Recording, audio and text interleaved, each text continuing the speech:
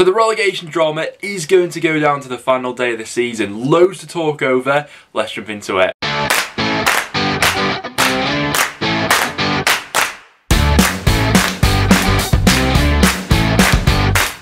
Guys, welcome back to another video and another episode of the Championship Roundup. Like I mentioned before, loads of talking points to go over. As always, do get your thoughts in the comments down below in terms of what you made of your team's performance over the weekend. If you do go to enjoy, make sure to leave a like. Also, do subscribe and check out the Patreon links, that is down below. We've only got the one game in midweek to go ahead and predict, so also leave your score predictions down there for that. And speaking of your guys' score predictions, this is how the main prediction league is currently looking, heading in now to the final game week of the season, and just 4 points separating 5th from first place at the moment. So whoever is going to win the second half of this season in terms of the prediction league, it's incredibly close in there at the moment. In League 1, it's currently Ant Chipman who's leading the way with 175 points, and then it's K Dot who's leading the way in League 2 with 164 points. So that one game we got going on in midweek, do get your score predictions down below for that. But without any further ado, let's jump into this one. And so let's start out with the early kickoff. In the end, it was a goalless draw that was played out between Wednesday and Forest. Now, thanks to results elsewhere,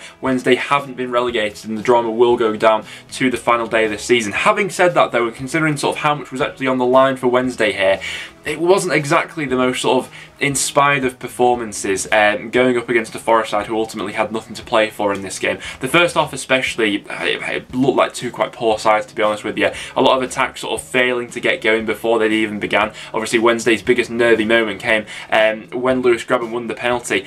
Complete mix-up at the back between Westwood and Adam Reach. Weirdly enough, two of them more like experienced players, you'd say, as well. Thankfully though, for Wednesday's sake, Lewis Grabban wasn't able to convert that one. Heading into the second half, Wednesday had a bit more of a threat about them. Bryce Samba made that really good save from Josh Windass, which was probably the closest that Wednesday went all afternoon. But yeah, it's been another example of teams at the bottom of the table not being able to capitalise on no one else really winning. And we're sort of at that stage of this season now where the likes of Derby, Rotherham and Wednesday have been so poor for so long that I don't really know if any of them deserve to stay up particularly. They've all been so poor. But yeah, the drama for Wednesday will go into the final day now, and it's set up very interestingly in that game against Derby, but also they have Rotherham to worry about, who are in action in midweek. After that, we then had Cardiff 4, Birmingham 0. A bit of context coming into this one, Birmingham had made a lot of changes. It was practically, you know, Birmingham's under 23s that were playing this game, and I think that Lee Bowyer sort of treated this one as a bit of an opportunity, now that Birmingham are safe, to sort of assess some of the other players that he's not seen all too much of. You know, some of the fringe players were brought in for this one. But yeah, strong Cardiff squad, by far and away the better side in this one. It was Harry Wilson with a hat-trick, some lovely strikes in here as well, all of them coming from outside the box, a couple of free kicks. The first one came from that mistake from Roberts giving it away, and then it's just such a nonchalant outside of the foot finish which just loops into the top corner. Absolutely marvellous stuff from Wilson there. And then obviously Harris got the other one for Cardiff. I'm interested to see what happens with Harry Wilson going into next season, whether he does get another loan back out to the Championship, whether that is, you know, going to be Cardiff again or another team comes in for him, because I mean, yeah, he's been an interesting one so far this season, Wilson, hasn't he? But yeah, all things considered, Cardiff the much better side, but Birmingham much change for this one. After that, we then had Brentford beating Watford by 2-0. So with Watford losing this weekend, and obviously Norwich's result, that has confirmed Norwich's title, so Watford will be confirmed finishing second in the Championship this season, and Brentford have secured that third spot for the second consecutive season now, so they will be heading into the playoffs as that top side. So yeah, interesting stuff in this one. It was Brentford who were, I think, by far and away the better side. Similar to Birmingham, Watford had made a lot of changes for this game. I think that Zisco sort of saw this one as maybe a bit of an opportunity to test out some of their squad players who didn't exactly take this opportunity, I think it's fair to say. But yeah, some nice goals scored by Brentford in this one. The first goal really well worked. It was Fosu who spots Canos making that underlapping run, plays the ball into him, then the ball goes across for Foss, who finishes it well, and then Ivan Toney sticks away his 30th goal of the season to make it 2-0 to Brentford from the penalty spot. Ivan Toney's numbers this season have been absolutely off the charts, haven't they? I think depending on what happens with Brentford in the playoffs, the Ivan Toney saga that we're probably going to see over the summer as well is going to be one of the most fascinating things that comes out of this transfer window, because I mean, even if Brentford do go up, there's still going to be interest in him regardless. But yeah, good win for Brentford. For them, it's all about sort of building this momentum up, keeping the team spirits high heading into the playoffs now. And for Watford, I mean, they already know they've got the job done and over the line, haven't they, so they can afford to experiment a little bit. And after that, we then had Huddersfield drawing 1-1 with Coventry. This result and results elsewhere have confirmed Huddersfield's safety for the season. However, I mean, there are quite a few Championship clubs who I feel like will be in need of a bit of a rebuilding job over the summer. Huddersfield are one of those teams at the moment who, if they don't get this next summer spot on, I do fear for them a little bit heading into next season. But for the time being, they've done well to secure survival at a time, especially around the start of the year, when they were just consistently losing matches when it didn't look like that would be the possibility for them. But yeah, there are still quite a few holes in this squad which need to be plugged up over that summer transfer window. Coventry take the lead. It's a bit of a mistake again by Schofield, although to be fair to him, he had been keeping Huddersfield in the game before that as Coventry were knocking on the door. They equalise quite soon after, really. Johnny Wood gets them back into the game. Wilson for Coventry has a bit of a howler for this one. The ball sort of slips out of his hands as he goes to claim it from across, and Wood finishes it on the follow-up. But yeah, drawing the end for Coventry, I think they'll see this season now as a sort of platform from where they want to build on heading into next season. You know, Barnsley and Luton have sort of been the latest examples of, if you survive in your first season back up in the Championship, how much you can actually go and progress year upon year into that next season. So yeah, Coventry will look to follow along that similar model, and they'll both be in the Championship next season. After that, we then had Luton against Middlesbrough playing out a 1-1 draw. Ultimately, one of many Championship matches this weekend that didn't have anything riding on it, but goals from Glenn Ray and Duncan Watmore ultimately settled this one. It was Luton who had the best chance to go on and win the game, but Collins couldn't convert from the penalty spot. Well won penalty by Kieran Dewsbury Hall. Now, he was a player who I really wanted to touch on because, once again, he was absolutely fabulous for Luton, playing in that number 10 role this time round. And I mean, obviously, he's come on loan from Leicester this season, and I'm quite similar to Harry Wilson, actually. I'm very intrigued to see what the future has for him in terms of heading into next season, if he's going to get another loan move out to the Championship, or if Leicester actually want him to be in and around the squad for next season. Because I mean, the sort of numbers that he's put up this season for Luton in terms of chances created and his attacking output, he's been absolutely fantastic, and it'll probably, you know, it probably will pain Luton fans that they're probably not all too likely to get him back on loan next season because of how good he's been. You know, it's always the danger you get when like falling in love with loan players and stuff like that, isn't it? But yeah, finishing as a 1-1 draw in the end. Next up then we have Millwall 4, Bristol City 1. Now, I know that Bristol City made a few changes for this game, but even so, I mean, Millwall were completely dominant. You can see by the match stats to the side of me, and there are, like we mentioned for some time now with Bristol City, some deeper rooted issues. Throughout the season so far, they've averaged more shots conceded on their goal than any other Championship side on average. They concede about 14.6 shots on goal. The closest side to them is Wycombe, who are around the 14.2 mark. So that's an area which obviously needs to be improved, and was on show for this game once again, as Millwall had a bit of a goal fest in this one, to be completely honest with you. One of the only real positives from the Bristol City point of view in this game was Conway's goal and how well he actually took that lovely ball in from Lansbury, and he does well to take it around the goalkeeper. But a couple of the Millwall youngsters I really wanted to pick out for this one, because Billy Mitchell did really well, obviously, to grab his first goal for the club. He's been someone over these last few weeks who I know a lot of Millwall fans are really excited about and long term heading into the future, and Danny McNamara as well looked like having a real promising game for Millwall in this game as well. So yeah, Millwall by far and away the better side, and looked to be ending the season as strong as possible. Next up then to Carrow Road, where we had Norwich wrapping up the league title as they saw off Reading by 4-1. Now, from Reading's point of view, they actually started this game out fairly well. They got the opening goal, Elise's ball into Josh Laurent at the far post. They had a couple of other chances in that first half and gave it a decent go.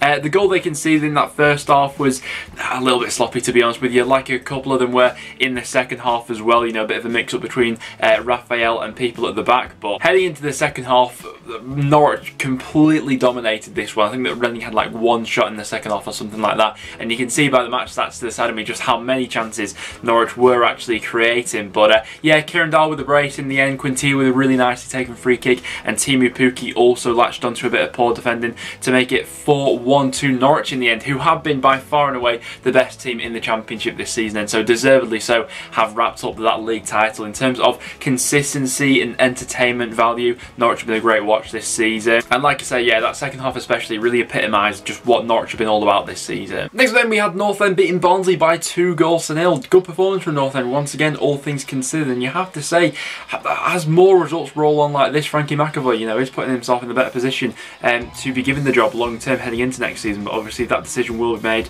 over the summer. For Barnsley, bit of an off day really. Each of the goals were fairly similar in how they came about. The first one came in from the corner, bit of a scrappy goal in and around the box that Barnsley failed to clear, and then the second one coming from Ched Evans was the result of a long throw-in that they couldn't really handle. I think that it's fair to say that Barnsley have been on such an intense schedule, and with the way they've been rolling out the results and things like that, for them to have achieved the playoffs, there probably was always going to be a bit of a natural drop-off in these last couple of matches that didn't really mean anything. Obviously, they're still playing for a highest finish position as possible, so that they theoretically get the easiest tie they possibly can. But yeah, I think we just caught them on a bit of an off day, to be honest with you, and we're now up to 13th in the table, which if you would have offered me that, you know, a couple months ago when we were just losing game after game, I would have snatched your hands off at that. So yeah, Frankie McAvoy, just to get the place feeling a lot more positive around the club, has done a really good job over these last few weeks. So yeah, fair play to him. And into a massive match at the bottom of the table, we had Rotherham 1, Blackburn Rovers 1. How big could that late equaliser be for keeping Rotherham up in the Championship? Well, it makes things very interesting, especially given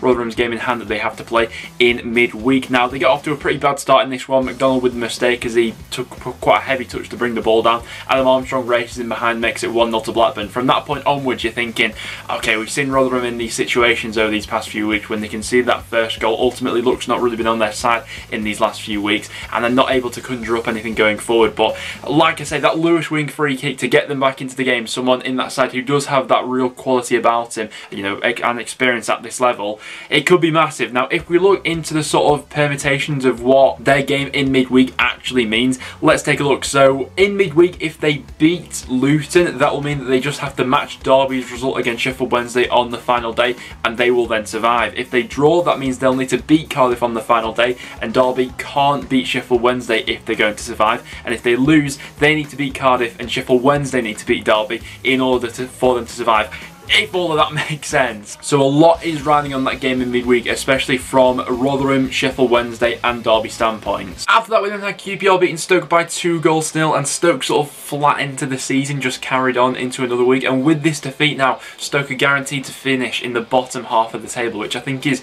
really quite underwhelming actually for what was sort of expected for Stoke of this season. You know, the first half of the year they were very much in the mix for the top 6, but as this new year's come around, it's been such a flat ending to the season, like we sort of mentioned before. Injuries obviously haven't helped them this season. They got another injury in this game. Nick Powell had to go off, which sort of limited their attacking scope, especially for the first 45 minutes or so. First goal to concede was a bit of a poor one. I think it was Harry Suter who had brought the ball out from the back. Dykes manages to get the better of him and then feeds in Charlie Austin, who finishes well. And then it was a nice finish for QPR later on to make it 2-0, who are pretty much the opposite of Stoke actually. Didn't get off to the best of starts this season, but have finished really strongly. QPR very interested to see what they do over the summer transfer window, because if they do manage to keep this group of players together heading into next season, add a bit more in a few more areas, they could be a real dark horse. Next up then to Swansea, who beat Derby by 2-1, and a massive hammer blow in Derby's hopes of survival this season. Derby have been getting fortunate for quite a number of weeks now where they've been absolutely awful. They've just been thankful that the results below them have gone their way thus far, but with Rotherham picking up a point and with Derby losing this one, survival is no longer in their hands. If Rotherham win each of their remaining games,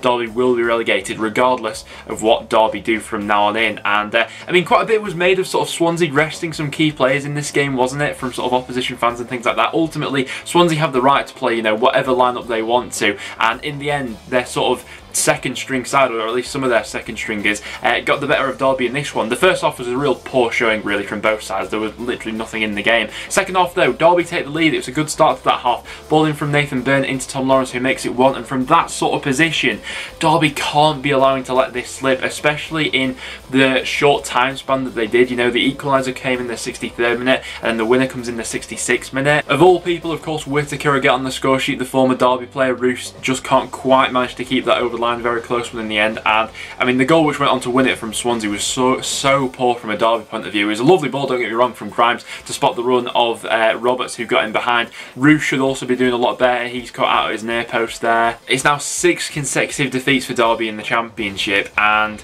I mean, it sets up a fascinating final day between them and Sheffield Wednesday, and obviously Rotherham as that other side, who are still sort of seeing what happens. And then to wrap things up, we had Wycombe beating Bournemouth by 1-0, so Wycombe also alive going into the final game of the season, but the thing that really goes against him is obviously the goal difference. 3 points off survival with a game to go, so for Wycombe it's not yet confirmed, and to be honest, it was a goal worth winning any game actually from Ikpeazu. Lovely finish from outside the box, spins it onto I think his left foot and then just kills it in brilliantly. Bournemouth, another side this weekend who did make several changes. Obviously Jonathan Woodgate giving the opportunity to some of the more squad players who haven't featured as much to impress. But this is another characteristic that we mentioned from Wycombe last time, that sort of never say die attitude, and how Gareth Ainsworth has sort of kept the spirits up in and around the club despite the obviously position in the table that they have been this season. David Brooks had an unbelievable chance to level it up. He actually took the ball around the goalkeeper, had the shot, and I think it was Stewart who got back in time, and the ball just then clips off the bar and somehow doesn't goes in. But yeah, that completely sums up Wycombe not giving up until the final whistle. And Wycombe have certainly had their moments this season, haven't they? But there we have it, guys. Those were all the matches that took place in the Championship over this weekend. As always, do get your thoughts in the comments down below in terms of what you made of your team's performance and how you think is unfolding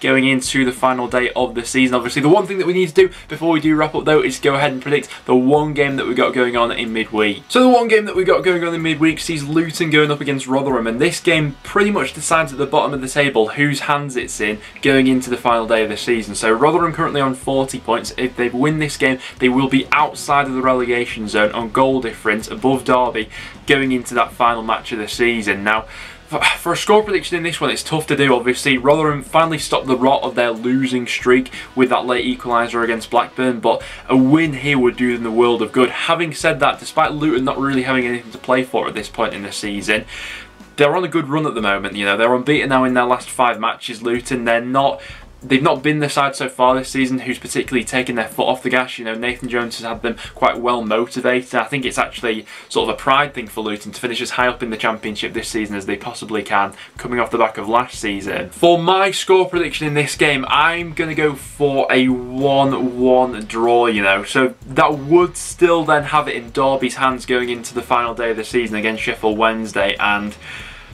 boy, it's going to be a fascinating one, isn't it? I'm going for a 1-1 draw in this game. Get your thoughts down below. But guys, there we have it. That will now wrap it up for today's video. As always, if you did go in to enjoy it, make sure to leave a like. Get your thoughts down below in terms of what you made of this weekend's Championship action and heading into the final day. As always, if you did go in to enjoy all as well, make sure to stick around and subscribe for a bit of regular Championship content. Check out the Patreon link, that is down below. But apart from that, thanks for watching, and I'll see you all in the next one.